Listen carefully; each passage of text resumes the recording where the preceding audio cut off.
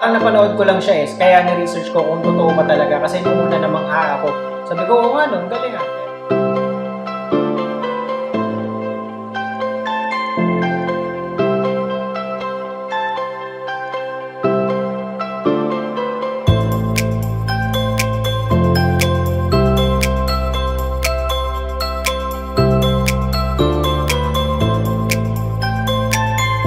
Good day and welcome po sa panibago na ng mga episode ng aming channel at ako nga po pala ulit si Allen ng Greenyard TV and para naman sa vlog natin for today, dito naman tayo mag-focus ngayon kung paano tayo gagawa ng fertilizer, ng organic fertilizer sa pamamagitan lamang ng eggshell and kung gaano ba siya ka-effective. So i-discuss at ipapakita ko sa inyo yung paggawa at yung application na din sa mga halaman natin at kung gaano ba ka-effective itong mga ito. At syempre, bago tayo magsimula, sa mga bago pa lamang po sa aming channel, huwag niyo pong kakalimutan na mag-like, share, and subscribe and pakihit na rin po yung notification bell para maging updated kayo sa mga susunod pa naming videos.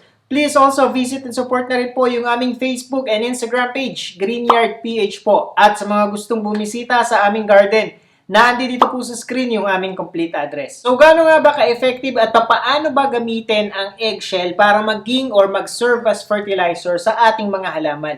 Ito ay sinaunang panahon pa kung mano-notice ninyo sa mga bata, yung mga katulad ko kasing edad ko. Ito ay kadalasang ginagawa ng mga lolo at lola namin. So, ito ibig sabihin matagal ng tradisyon ang ginagawa and effective nga ba talaga ang eggshell na gawing fertilizer at paano siya ginagawa. So, ang una ay hindi po effective. Nakakita na po kayo nito. Nagbubuo or naglalagay sila. Kukuha tayo ng isang piraso. Ayan. So, naglalagay sila ng ganito. Yung isang buong eggshell mismo sa pinakahalaman natin. So, ganyan. So, pagka ganyan po yung ginawa natin, hindi siya natin masasabi na effective talaga. Base na rin yan doon sa mga nabasa at napanood ko. So, hindi magiging effective ang eggshell kapag ganito natin siya inilagay sa halaman. Mas maganda kung dudurugin natin tong eggshell na to at saka natin siya ilalagay dyan. So, paano ba naging effective na organic fertilizer ang eggshell? So, unang-una kasi, syempre, dahil na din yan dun sa components, dahil ang eggshell ay mainly made up siya ng calcium carbonate. And syempre, yung calcium, ito yung second macronutrient na kailangan talaga ng ating mga halaman para mas maging matibay at malakas ang cell wall ng ating mga halaman. Para maging mas maliwanag at mas madaling intindihin, ikumpara natin siya sa human body.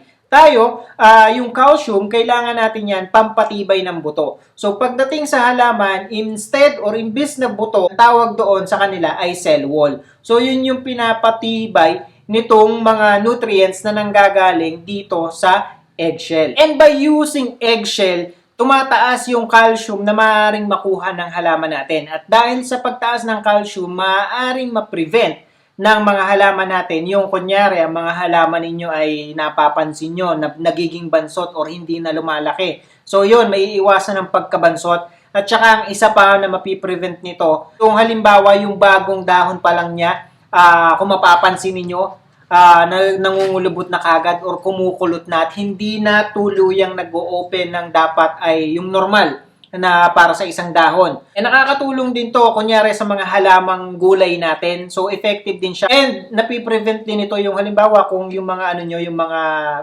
flowering plants nyo naman.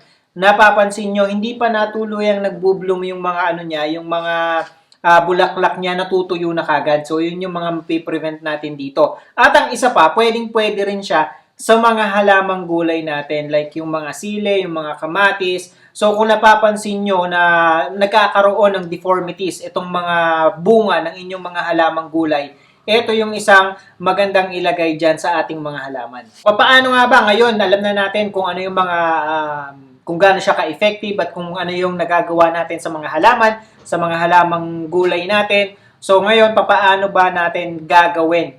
I-apply itong eggshell. Siyempre, kailangan mag-ipon tayo ng medyo maraming eggshell at pagkatapos, kailangan muna natin siyang ugasan. So kailangan siyang ugasan para naman hindi or para matanggal natin yung mga natitirang egg white pa doon sa palibot sa loob ng eggshell. So, kailangan nating tanggalin yan. And then, after nating ugasan lahat ng eggshell, pagka natanggalan natin, hindi naman kailangan totaling malinis. Yun lang yung kailangan nating pabayaan. Yun lang yung kailangan nating gawin kailangan naman natin siyang ibilad. Kahit siguro mga 1-2 oras lamang, kailangan natin siyang ibilad sa direct sunlight, sa matinding sikat ng araw. Una, syempre, para matuyo yung ating mga eggshell, mas mabilis matuyo. At ang isa pa, kaya talaga siya ibinibilad, ay para mapatay na rin yung mga bakterya na maaaring naando doon pa sa mga eggshell natin. Para hindi naman siya, yung eggshell na yon, para hindi naman yung bakterya na yon ay lumipat pa doon sa ating mga halaman. So, kaya napaka-importante na ibilad natin siya bago natin siya gamitin. So, ito yung mga bakterya na katulad ng mga salmonella na meron talaga doon sa itlog. Kaya yun yung main reason kung bakit kailangan ibilad sa direct sunlight. So, ito na yung mga na-prepare natin na eggshell. Pagkatapos ito, sobra to. Hindi rin kakasya kasi maliit lang yung paglalagyan natin eh. So, ayan. Syempre, ayan. Lalagay natin dito. Nag-ano lang tayo ng ilan. Pagkatapos, dudurugin natin ng kaunti para mapagkasya. And then, ayan. Medyo maliit yung ating lalagyan ng blender dahil nasira yung ano nito eh. Yung kasamahan. Ito, walang kahit na anong halo, eggshell lang talaga. Kailangan nating durugin.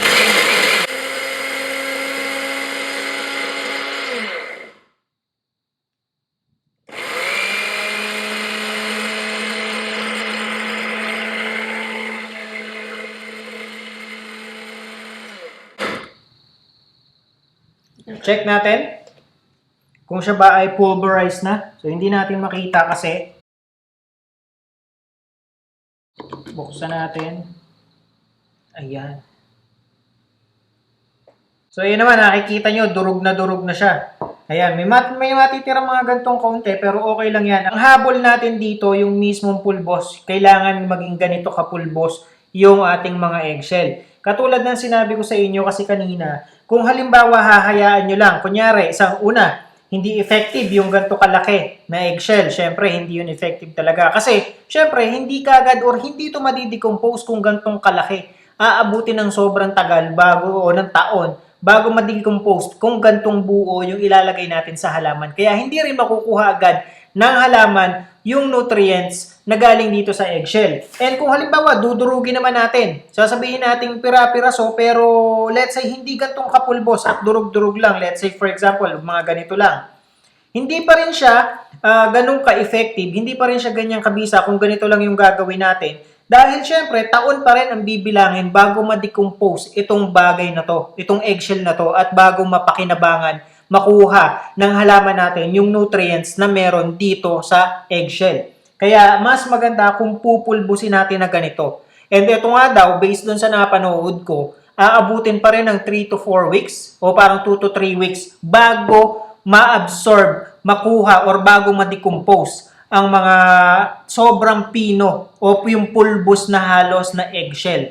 So, paano naman natin ngayon i-apply ito sa ating mga halaman? So, simple lang. Kung halimbawa ayan na naman yung pulbos, so pwede kayong kumuha ng pinch or kurot nito at yan yung ibudbo dito sa palibot ng ating halaman. So, ganyan. So, ito yung isang application na pwede. And, ayan, pagka ganyan, okay na yan. Well, hindi naman kailangan, hindi siya katulad ng ibang fertilizer na kailangan nasa pinakamalayong parte ng halaman. So, ito, walang problema kahit ibutbud nyo siya sa buong palibot. Ang isa pang pwede natin gawin dito, pwede natin siyang ihalo mismo doon sa soil mixture na gagawin natin. Kung halimbawang magtatanim pa lamang tayo ng halaman, so pwede na natin siyang ihalo doon. Para at least, yun nga, nakahalo na siya, nakasama na siya hanggang sa pinakailalim meron. Para siyang actually makakatulong din naman, although mas malalaki kasi yung piraso ng mga perlite at saka pamis eh.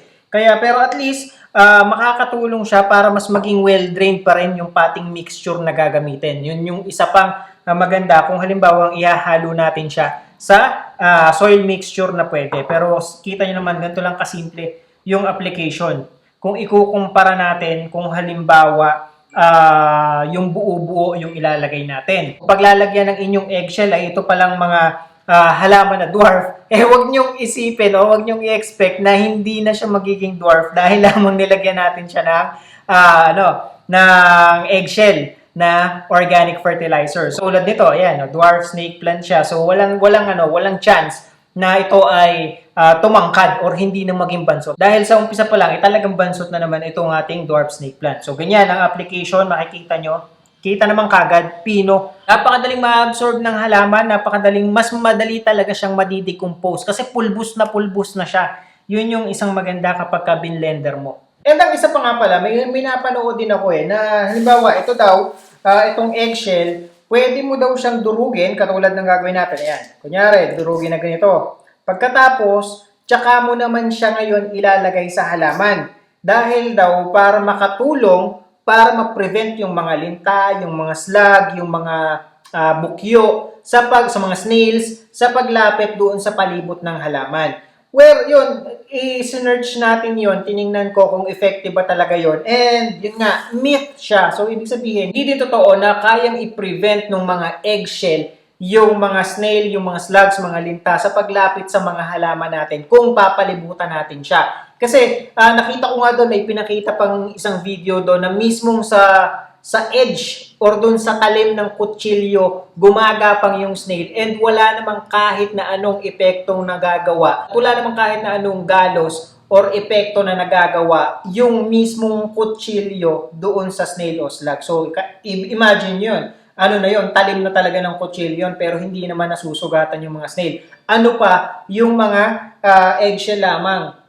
Kung tutusin, kahit durugin mo siya sa kamay mo, pwede or wala namang mangyayari or hindi ka masusugatan. So yun, myth yun, kaya hindi natin siya gagawin. Ang napanood ko lang siya kaya ni-research ko kung totoo ba talaga kasi nung una namangha ako. Sabi ko, oo nga, no, galing nga. Pero nung yung dinouble check natin, nakita natin na parang hindi nga effective. At meron din tayong isa pang napanood. So ito naman yung ibinabad naman sa tubig.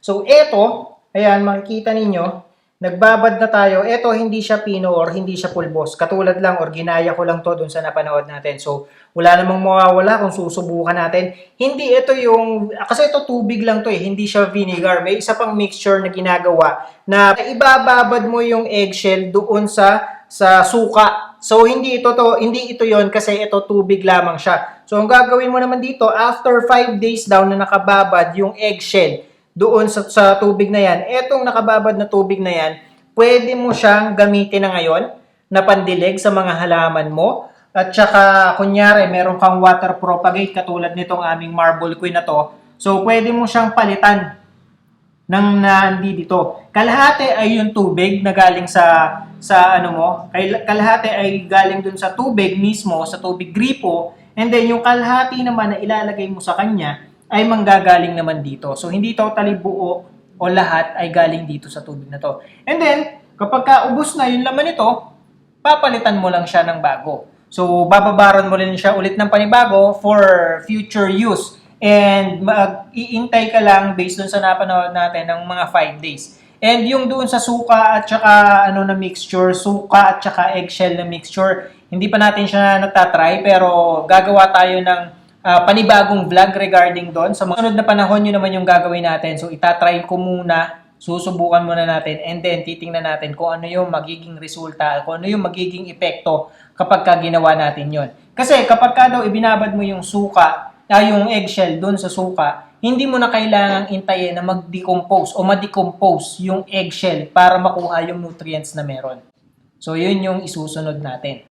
So, yun lamang po and I hope nakatulong at nag-enjoy kayo sa panonood ng video na to. And again, sa mga bago pa lamang po sa aming channel, huwag niyo pong kakalimutan na mag-like, share, and subscribe. And pakihit na rin po yung notification bell para maging updated kayo sa mga susunod pa naming videos. Please also visit and support na rin po yung aming Facebook and Instagram page, Greenyard PH po. Magkita-kita po ulit tayo sa susunod na episode ng Greenyard TV and thank you for watching.